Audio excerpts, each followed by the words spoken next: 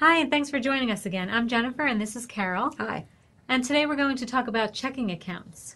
Carol, why don't we get started with the habits that we need to get into to manage our checking accounts? Jennifer, the most important habit we need to get into is probably pretty obvious. Know what's in your account.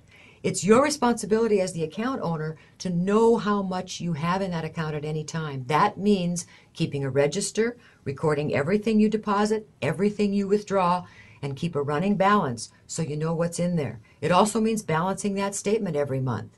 If you've got e-statements, you can balance it even more often than that. You can go into it every day into home banking if you want to and look at your account and know what's in there. Again, remembering that it's your responsibility as the owner of the account to know what's in your account, what kind of activity is happening, and to make sure that you stay on top of it. So what's the best way to streamline the process? Oh, the best tip for streamlining is electronic services. Everything is electronic these days. If your employer, for example, offers direct deposit, take it. Because not only does it save you time, you don't have to stand in line and wait to get a paycheck, stand in another line and wait to deposit that paycheck. Your account, your money is there on payday and you know it without you having to do anything about it. And get the other electronic services that are probably offered by your financial with your checking account. You want to have e-statements. You want to have bill payer service of some kind.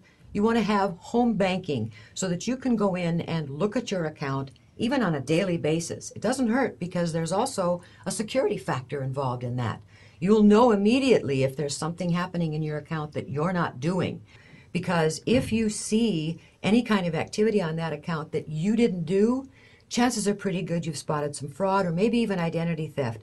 And the sooner you can do that, the better off you'll be. If you can point that out to your financial institution, that activity right away, it'll save you again in the long run from having to try to fix it later.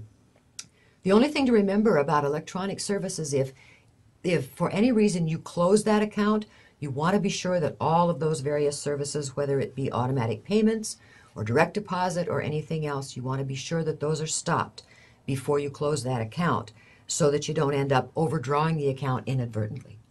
Great, and plus everybody wants to stay green these days, so Absolutely, electronically, absolutely.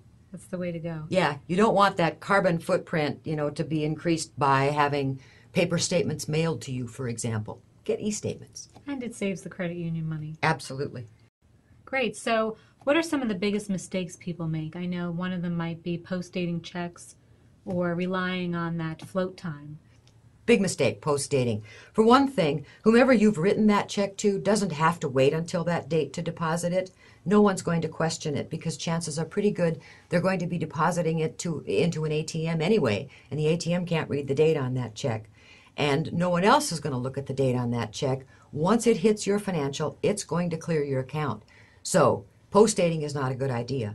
Another big mistake that people often make is relying on what they used to call float time with your account. I'm writing the check today, but I know it's going to take 5 days to clear my account, so I've got some time to get the money in there. Not anymore. If you're writing the check today, it's probably going to clear your account tomorrow. And so it's a good idea to not try to rely on that float time. Another big mistake people make is not having some kind of overdraft protection for when those mistakes do happen, and they will. A lot of times you want to be sure that you've got a line of credit or you've got an arrangement with your financial to transfer money from your savings account if something happens and your account does go into the negative. You want to be sure there's some kind of coverage to prevent any fees that might be attached to that overdraft. Okay, great. Those are great tips. Well, I think we're just about out of time unless you wanted to add anything else or any other tips. I don't think so. I think the most important thing, again, is know that you are responsible for your own account. Know what's in it at all times. If you're worried about overdrawing the account for any reason, get yourself a line of credit or some kind of overdraft protection. Arrange with your financial to transfer money. If you don't have a line of credit, maybe they'll transfer from a savings account or something like that to cover. But you definitely want to get some kind of overdraft protection on that account. Carol, thanks for the great tips. And thank you for joining us. And if you'd like more information on managing your checking account or any other topic we might cover here at the Credit Union, please send us an email at blog@nevadafederal.org. Thanks for joining us. Thanks.